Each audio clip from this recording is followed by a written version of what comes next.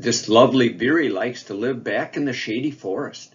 These shy birds have reddish-brown backs and just some faint streaking and spotting on their throat and breasts, as we can see here. Now, the Veery is a close cousin to the robin, and I guess you can probably see the resemblance here.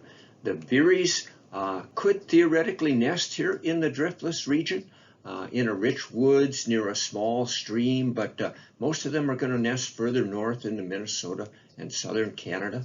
Now in the fall, the Veeries are moving south. They're going to fly all the way to Brazil, where they spend the winter.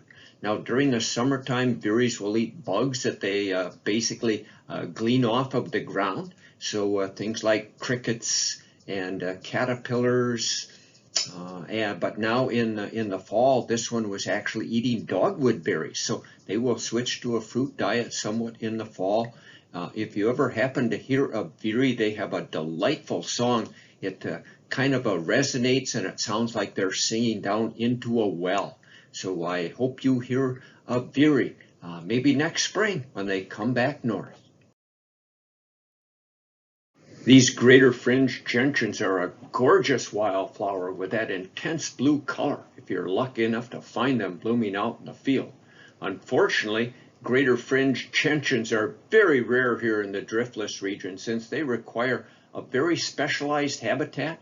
We only find them, or at least I only find them, on fens, which are, I guess for the best way to put it would be an alkaline bog. Now, a regular bog up in northern Minnesota would have acidic water, but down here with all our limestone, our bog, so to speak, would be alkaline.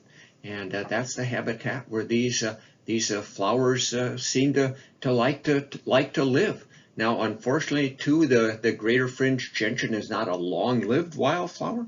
Some of our wildflowers could live many years, but the greater fringed gentian is a biennial and only lives for 2 years. But if you happen to find a fen here in the driftless region now in the early fall, look for the greater fringed gentian. This white turtlehead flower is another fen specialist right here. So you will often find white turtlehead blooming right beside the greater fringed gentian. If you can find that alkaline bog or fen habitat. The white turtlehead here has kind of delightful little petals, as you can see here, or flowers, and you can use your imagination, and that one that's looking at us, I guess you might say right there, might look like a turtle with its mouth open. Otherwise, if you look at one of those that's kind of off to the side, it almost looks like a little turtle poking its head out of its white shell.